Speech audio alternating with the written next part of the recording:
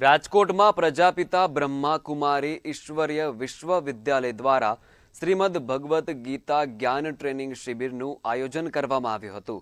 શહેરના પંચશીલ કેન્દ્ર ખાતે યોજાયેલી આ શિબિરમાં 150થી વધુ ભાઈઓ બહેનોએ ઉત્સાહભેર ભાગ લીધો હતો। શિબિરનો મુખ્ય હેતુ શ્રીમદ ભગવદ્ ગીતાના શ્લોકો દ્વારા જનજાગૃતિ લાવવાનો અને આધ્યાત્મિક મૂલ્યોનું પ્રસારણ કરવાનો હતો।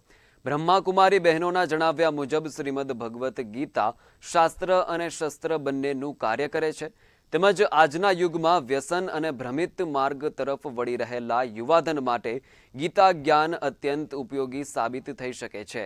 એઆઈ યુગમાં યુવાનો આત્મચિંતન અને આધ્યાત્મિકતા સાથે જોડાય તે માટે આવા કાર્યક્રમોનું આયોજન કરવામાં આવી રહ્યું છે। શિબિરમાં તાલીમ મેળવનાર લોકો પોતાના આસપાસના સમાજમાં પણ ગીતા જ્ઞાનનો પ્રચાર પ્રસાર કરશે। શ્રીમદ ભગવદ્ ગીતા ભારતની સંસ્કૃતિની એક ધરોહર છે।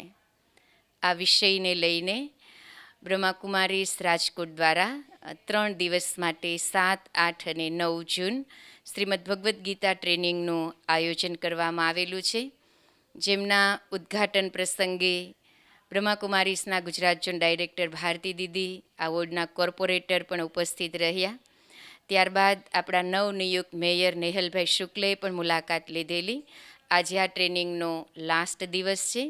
આ ટ્રેનિંગમાં રાજકોટ અને આસપાસના શહેરોમાંથી 150 જેટલા ભાઈ બહેનો ઉપસ્થિત છે।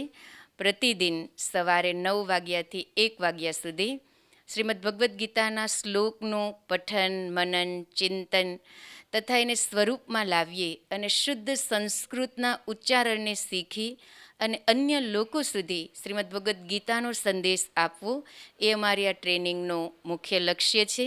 ટ્રેનિંગ લીધા બાદ દરેક ટ્રેનર અલગ અલગ જગ્યાએ જઈને, એટલે કે ગોંડલ, જસદણ, વાંકાનેર, ચોટીલા, વિછિયા, સરદાર, ત્યાંથી પણ ટ્રેનરો આવેલા છે।